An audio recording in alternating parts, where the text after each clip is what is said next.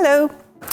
Here's the second of the events at the beginning of Jesus' ministry that we're thinking about in this short series. And today, Jesus is calling some of his first disciples. A job is easier when it's shared.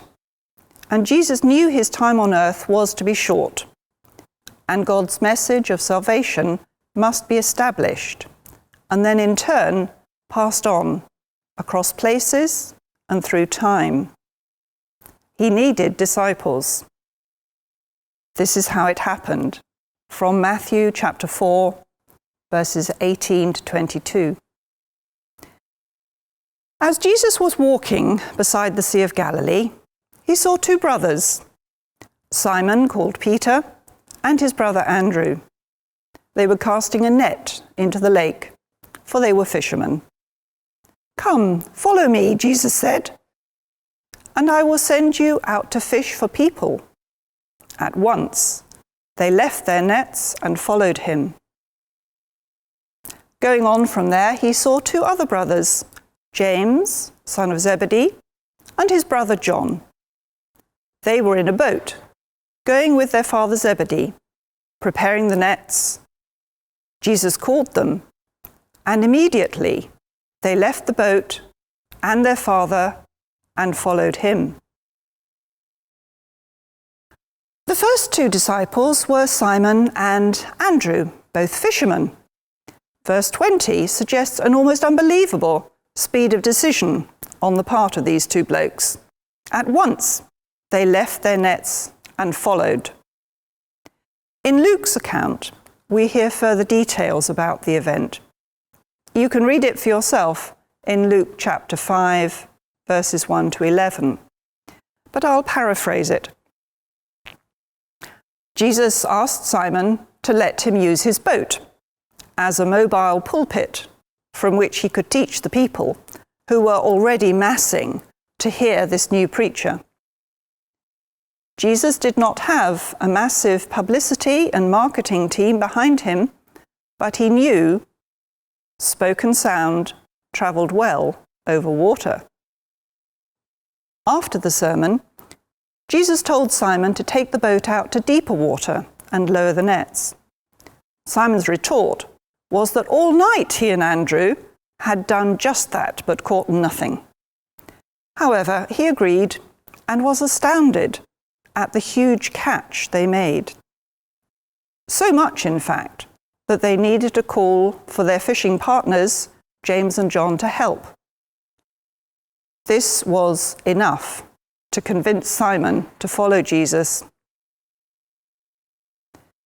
My thoughts on this are that perhaps all these events did not happen in one day. Perhaps Jesus was accustomed to stroll and teach along the water's edge, and the five men already knew each other by sight.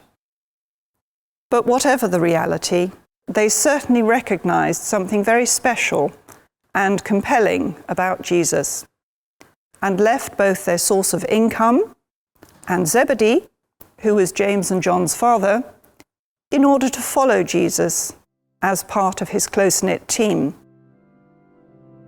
This puts me in mind of a 19th century hymn. Let's hear the first two verses.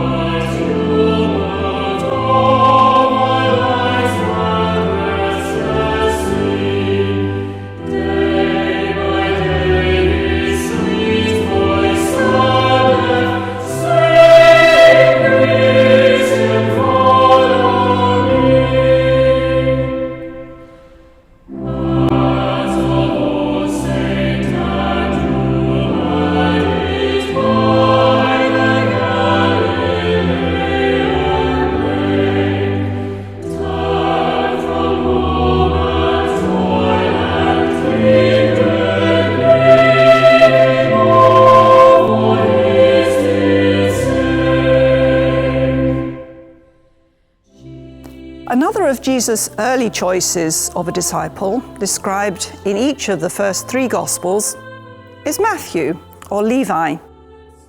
He earned his living as a tax collector, a Jew, but one of the despised collaborators who worked for the ruling powers in occupation and control of Palestine and set taxes during these times. The Jewish leaders in particular would have balked at Jesus' choice of such a sinful, in their eyes, man as this. Let's hear from Luke chapter 5, verses 27 to 32 of how Jesus called Matthew. After this, Jesus went out and saw a tax collector by the name of Levi, sitting at his tax booth. "Follow me," Jesus said to him, and Levi got up, left everything and followed him. Then Levi held a great banquet for Jesus at his house, and a large crowd of tax collectors and others were eating with them. But the Pharisees and the teachers of the law, who belonged to their sect, complained to Jesus' disciples, "Why do you eat and drink with tax collectors and sinners?"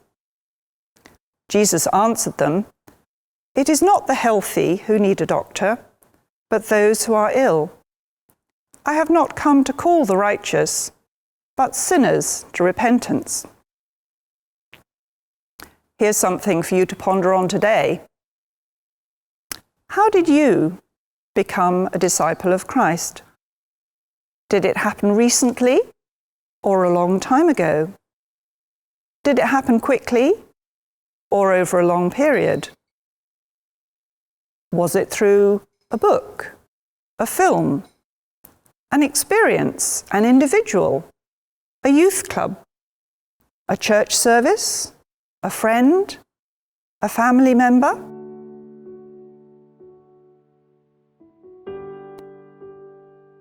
And also, since you became a disciple of Christ, have you played your part in passing the baton of belief in Jesus to a new generation of Christians? If not, why not? Something for you to ponder on. Oh, what a friend we have in Jesus, who knows our every weakness and the burdens that we bear. Oh, what a joy, what a privilege and mercy to carry everything to Him in prayer.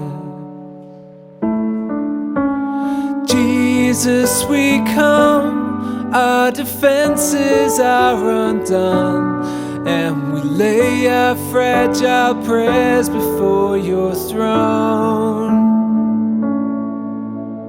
Jesus, we trust in your never-failing love, knowing safe within your grace we find our home. We find our home.